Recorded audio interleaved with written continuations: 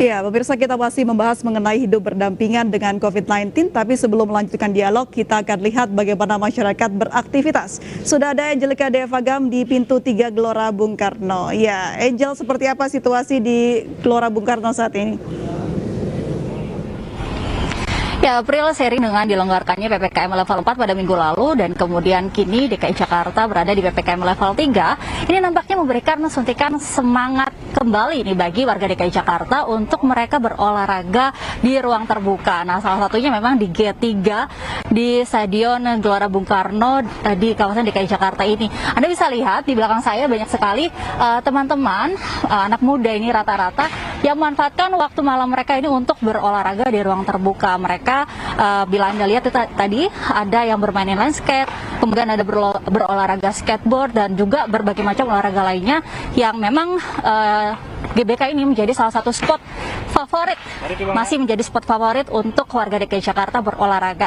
Nah, lantas bagaimana ya penerapan protokol kesehatan di tengah PPKM level 3 bagi mereka warga DKI Jakarta yang berolahraga di sekitar Stadion GBK ini? Saya sudah bersama salah satu narsum, anggota komunitas inline skate, dan kini kita tanya bagaimana penerapan protokol kesehatannya bagi teman-teman ini. Selamat malam, Mas. Iya, malam. Oke, Mas, menjadi salah satu bagian dari komunitas inline skate ini, lantas bagaimana nih penerapan protokol kesehatan bagi Mas dan juga teman-teman di PPKM level 3 untuk bisa berolahraga pada malam hari ini di sini, Mas? Iya, oke. Jadi kita semua sudah divaksin. Kita semua juga sudah divaksin, namun yang pas masuk ke sini pun kita harus memakai aplikasi Peduli Lindungi ya, Peduli Lindungi, dan juga kita dicek suhu semua, jadi jauh lebih aman sih sekarang. Dan juga kita protokol kesehatan menggunakan masker yang bermain di sini, kecuali yang mungkin sudah agak pengap, agak turun dikit, tapi kita biasa mengingati untuk menaikkan kembali gitu. Oke, baik. Terima kasih, Mas, atas waktunya. Semoga selalu menerapkan prokes ya, Mas, supaya tidak ada lagi yang terkena COVID di antara teman-teman semua. Terima kasih, Mas.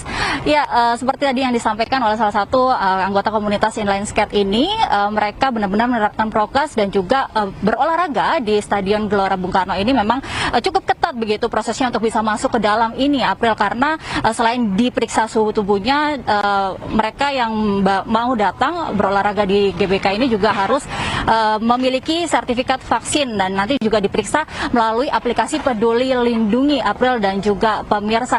Dan tidak hanya mereka yang berolahraga inline skate saja, namun banyak juga dari warga DKI Jakarta yang berkunjung ke Stadion GBK ini untuk berolahraga malam. Di antaranya tadi saya lihat ada yang jogging ataupun juga bermain bulu tangkis dan lain sebagainya. Dan tentunya dari yang saya amati, sebagian dari mereka atau rata-rata memang sudah menerapkan protokol kesehatan dengan baik, mencuci tangan. Ada beberapa spot cuci tangan yang memang sudah disediakan oleh pihak GBK. Kemudian mereka juga rata-rata semuanya memakai masker dan juga menjaga jarak. Demikian, April. Ya, ternyata sudah banyak ya masyarakat yang mulai melakukan aktivitas berolahraga di luar ruangan seperti yang tadi dilaporkan oleh Angelica Devagam langsung dari Stadion Gelora Bung Karno, Jakarta. Terima kasih, Angel. Baik, kita kembali melanjutkan dialog bersama Dr. Lua dan juga Dr. Ning. Seperti yang tadi saya katakan, apakah kita masyarakat harus siap secara mental dan juga fisik begitu untuk bisa berhidup berdampingan dengan COVID-19? Silakan, Dr. Lula. Yang pasti harus, mau tidak mau ya, karena memang pandeminya belum selesai. Tadi sama-sama kita bisa lihat bahwa sebagian tidak pakai masker gitu ya, padahal tak ada keadaan di mana mereka kumpul sama-sama. Masker ini pegangan sebetulnya. Betul, memang di ruangan terbuka. Ini barangkali edukasinya mesti berulang-ulang. Kita juga banyak dibantu oleh edukator seperti Dr. Ning. Kemudian juga banyak selebriti dan selebgram yang bantu kita sebetulnya untuk bercerita lebih jauh apa yang harus dikerjakan. Nanti akan ada protokol kesehatan lebih detailnya, misalkan berolahraga di luar ruangan, misalkan seperti itu. Nanti akan ada detailnya, apa sih yang harus dibawa, pakai maskernya yang model apa sih gitu ya. Tetap saja masker akan kita pegang. Kalau ada yang mengatakan kita akan berapa lama sih mesra sama masker ini, sampai sekarang kita belum bisa memutuskan sampai kapan. Sebaiknya tidak tergesa-gesa untuk buru-buru buka masker, karena masker ini adalah salah satu kalau kita bilang adalah alat kita untuk berjuang melawan si COVID. Yang membuat kita tidak kena COVID itu adalah protokol kesehatan, bukan vaksinasi. Dan juga buat orang yang merasa, wah saya tuh udah fit, pasti saya nggak akan kena COVID. Tidak demikian. Walaupun dalam keadaan fit kita masih bisa kena COVID, tapi COVID-nya barangkali ringan. Tapi pada dasarnya untuk tidak kena COVID adalah protokol kesehatan. Satu lagi April, sebetulnya kita punya yang namanya Duta Perubahan Perilaku, dan per hari ini nih sudah ada 112.000 orang yang bergabung. Mereka tidak dibayar gitu ya. Mereka adalah orang-orang yang mendedikasikan waktunya untuk kemudian datang ke tempat keramaian dan menegur kalau orang tidak pakai masker, tidak jaga jarak dengan cara yang baik. Intinya mereka membantu mengedukasi supaya kemudian kita siap nih berdampingan dengan si COVID.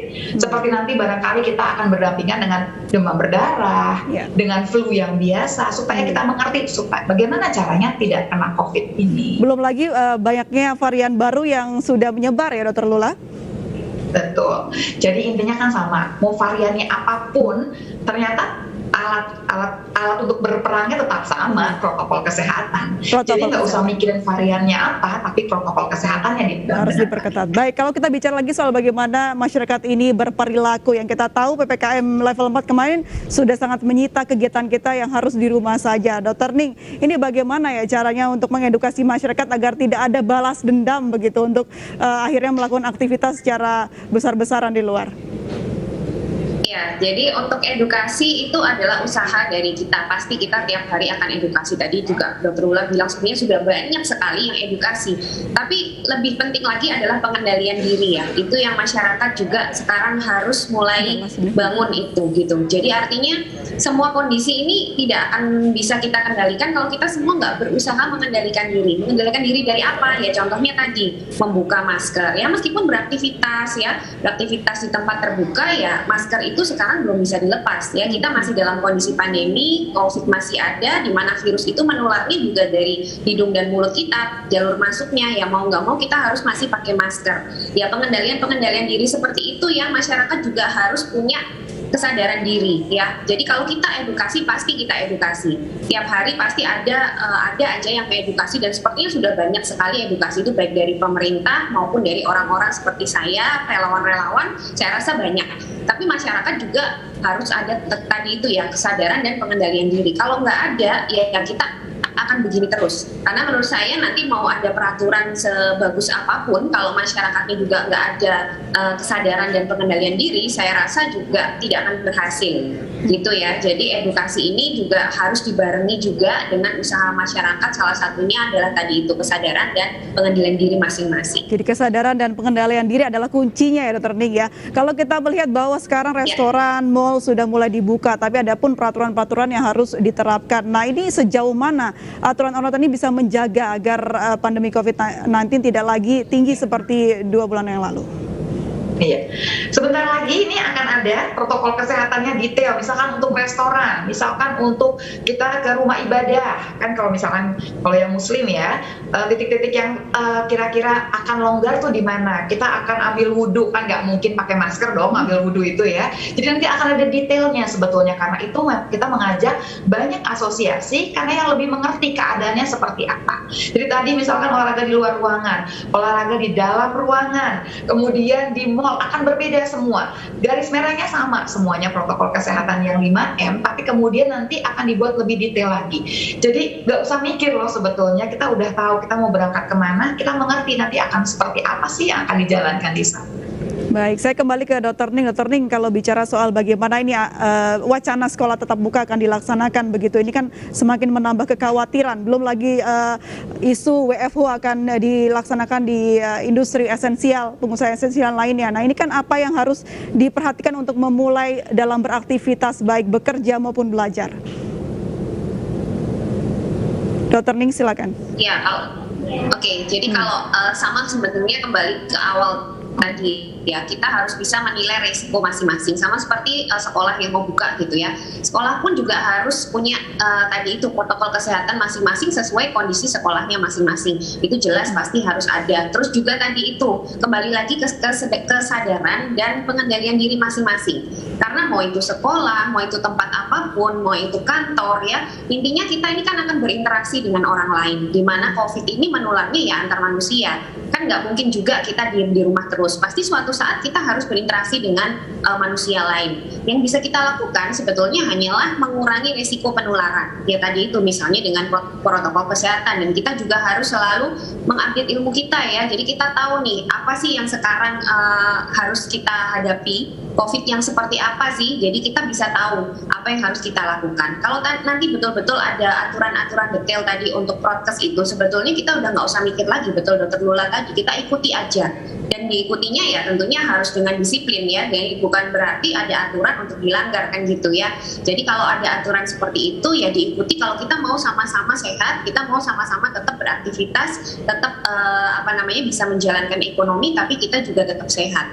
Jadi ya semuanya tetap kembali ke perilaku masing-masing, kembali juga ke pengendalian diri masing-masing, dan semuanya kembali ke disiplin ya sebetulnya ya. Protokol kesehatan ini kan disiplin diri.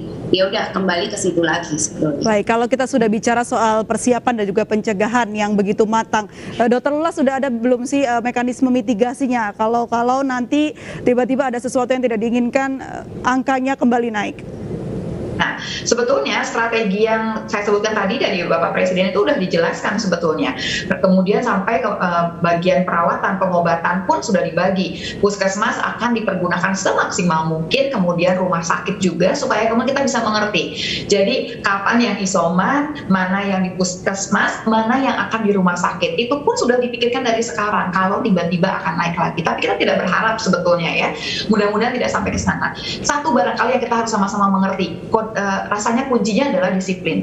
Memang bangsa kita nggak pernah terkenal sebagai bangsa yang disiplin, tapi di saat yang sekarang ini kita nggak ada pilihan. Mau tidak mau kita semua harus menjalankan protokol kesehatan. Kalau misalkan kita semua kepengen barangkali ya suatu saat jalan-jalan lagi tanpa menggunakan masker, di sini saatnya kita harus berusaha. Ikhtiar kita nih sekarang, bagaimana kita menjalankan protokol kesehatan dengan benar, kita semua disiplin, nanti kita akan sampai ke titik itu dengan lebih cepat. Kita akan sampai ke titik tersebut, tapi sampainya itu tinggal balik lagi kepada kita masing-masing, mau panjang, lama, atau mau cepat. Kalau mau cepat, kita bergandengan tangan. Baik. Sama-sama nih protokol kesehatan, sama-sama disiplin. Kuncinya adalah protokol kesehatan, tracing, testing, dan juga pengobatan. 3 hal itu harus kita terapkan agar juga meredam penyebaran angka COVID-19. Terima kasih Dr. Lula, terima kasih Dr. Ning sudah bergabung dan berbincang bersama kami di iNewsroom. Salam sehat selalu. Seorang pemuda tewas dengan luka tusuk di pinggir jalan. Apa motif pembunuhannya? Kami hadirkan informasinya usai jeda berikut ini.